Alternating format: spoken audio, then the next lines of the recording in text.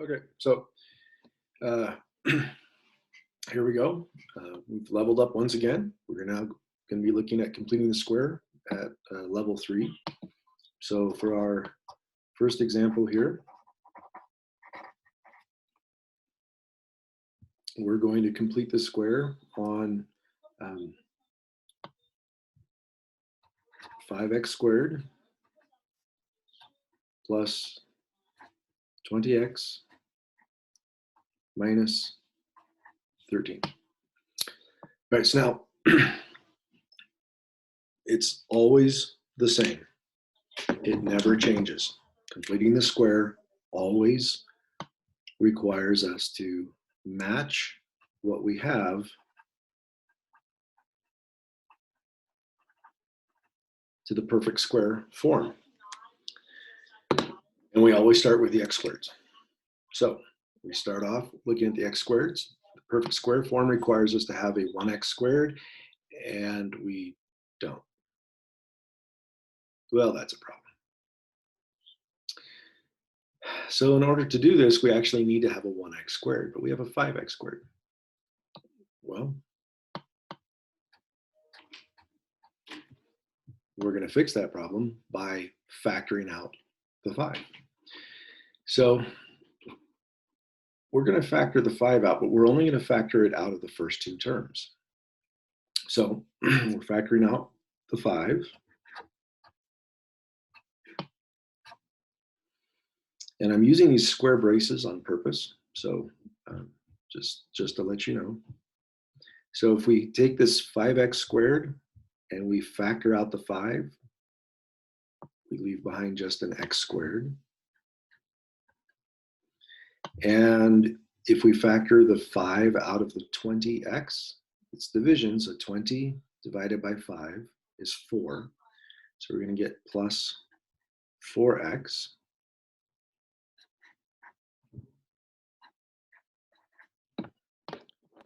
So minus 13 doesn't change.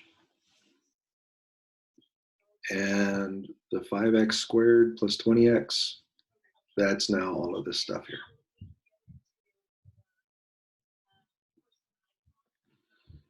All right. Now what we do is we work on completing the square using just the stuff inside these square brackets. We don't erase it, we don't get rid of it, but we don't worry about the 5, and we don't worry about the minus 13. They're still there, but we're going to focus inside. So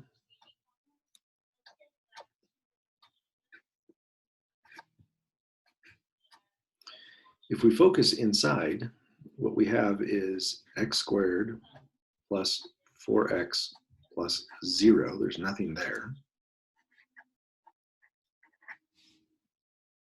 But we can match it up.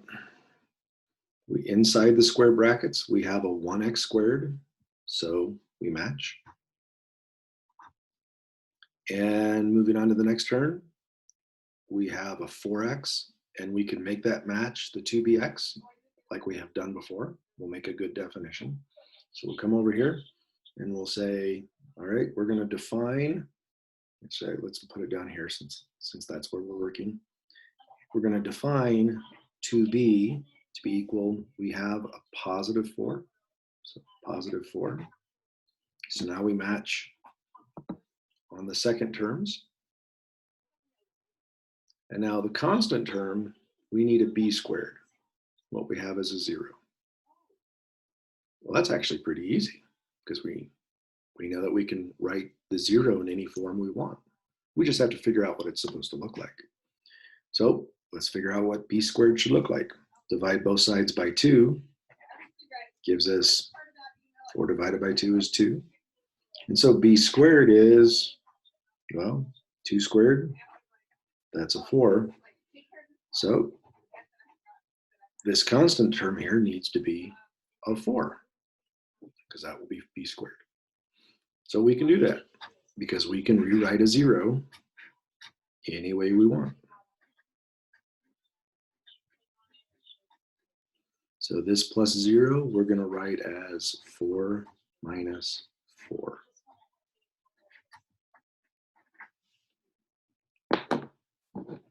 This is still equal to 0. All right. Now, just like we did on the other videos, we're just focusing on the inside here. We're going to drop these parentheses and regroup the first 3. So x squared plus 4x plus 4, that's the first 3 terms. This minus 4 gets left behind, but all of this is happening inside those square braces. By the way, the reason I'm using the square braces is because I personally find it difficult to read things when you have parentheses and then more parentheses and then more parentheses. And so here, it's easier for me to see that these are parentheses. It's a small group inside the larger group using the brace, the square brackets. Same here. All right. Now look, these first 3 terms, they match our pattern exactly. That is, these 3 terms are a perfect square. You guys figured out that that's supposed to be a square. That little symbol right there. So, all right. And what do we know about that perfect square? It will automatically, without any work on our part, we get to just write it as x plus b quantity squared. And we know the b value is positive 2 in this case. So these first 3 terms become x plus capital B squared. And we still have this minus 4. And all of this is still inside those square brackets. Well, we're not quite done. You might remember that on the other videos, we were supposed to combine these constants, except this constant, this minus 4, is inside the square brackets, and everything inside the square brackets is being multiplied by 5. Well, the first step we did was we factored that 5 out. So we're going to reverse that now. We're going to multiply the 5 through the square brackets, not the parentheses, just the square brackets. So we're going to get 5, multiply it onto, but not into, just multiply it onto the parentheses. So 5 times x plus 2 squared, and then 5 times the negative 4 is a negative 20. And then we have the minus 13. And now it is a simple matter to combine these, and this is the completed square form. So level 3 involves a simple case where you have a leading coefficient that is not a 1. And the way you handle it is you simply factor it out. And once you factor it out, you then complete the square on the inside of those square brackets. Because inside those square brackets, you now have a leading coefficient of 1 on the x squared. So this is back to being a simple completing the square, working inside the square brackets. And then at the very end, once you're done, you simply multiply that leading coefficient back through and combine your constant terms. So it's one tiny extra step at the beginning and at the end. Just a simple factoring out of your coefficient. Let's do another example.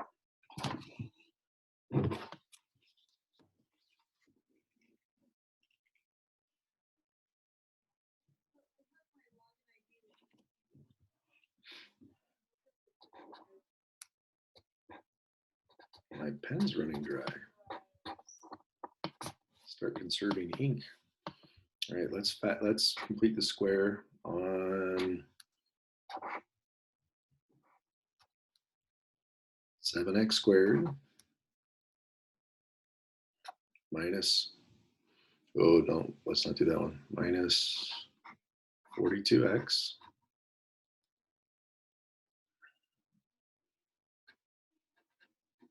plus 1. How's that? All right, so if you've been following along and working these with me, hopefully by now you're getting tired of me saying, hey, here's what we need to do. So I recommend that you pause the video, try to work it out yourself, and then start the video back up and see if what you did matches what I did.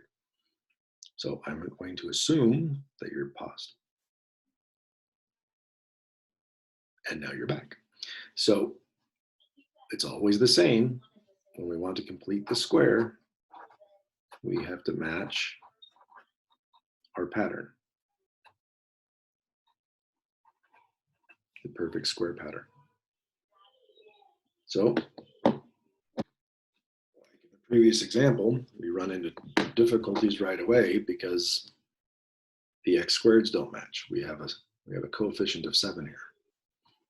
So we start off by factoring out the 7 from the first two terms.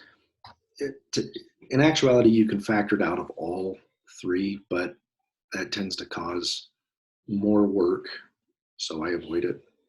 And again, I'm going to use the square brackets. Okay, so but I'm only going to factor out of the first 2 terms. So if I factor the 7 out, 7 divided by 7 is 1, leaves behind x squared. Negative 42 divided by 7, well, negative divided by positive is negative. 42 divided by 7 is 6. And then I'm going to leave the plus 1 on the outside. So I didn't really do this the last example. I took an extra step to do it, but I'm going to think about having my constant term inside as a plus 0 because this plus 1 is going to stay on the outside. Right? So the original constant is on the outside. All right. Now we start to complete the square working only inside the brackets. And so we have 1x squared, that works. It's supposed to be a check mark. The next term, 2 times bx, that will be our negative 6x. So we just need to make sure we notate that so we can use it. The 2 times b is negative 6. So that matches now. And now our constant term has to be a b squared. And we know how to get that by now. We're going to rewrite this 0. So we'll come back over here to figure out what b squared is supposed to look like. We divide both sides by 2. So b is equal to a negative 3. Negative 6 divided by 2. So b squared is negative 3 squared. That's a positive 9.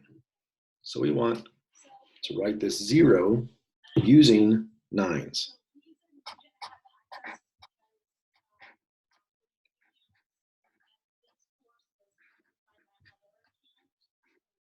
So that 0, we're going to write it as 9 minus 9. So we still have the 7. We still have the plus 1. We're completing the square inside. Next step, we regroup inside because we want to focus on just the first 3 terms.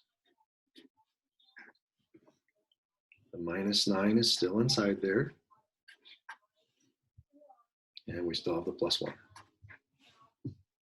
Okay. But if we've done our work correctly, and we have, these first 3 terms inside the square brackets are a perfect square. And what do we know about the perfect square form? It always factors without fuss or any extra work into x plus b. Now, this is our third video, so if you're not remembering why this is true, you might want to go back and look at the beginning of the first completing the square video. But it is true, and so we have 7. These three are a perfect square, so they will factor into x plus b. Our b value is -3. So here's our x plus b quantity squared. We still have the -9, and all of this was inside the square braces. We still have the +1 on the outside.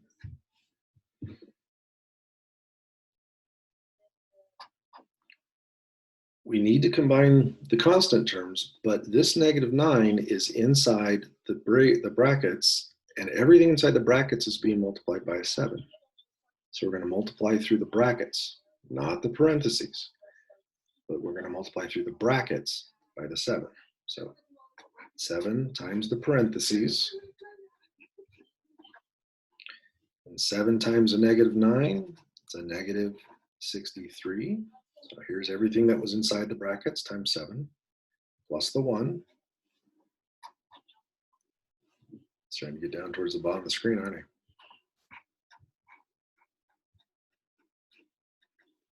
-63 plus 1 is a -62. There's our completed square form.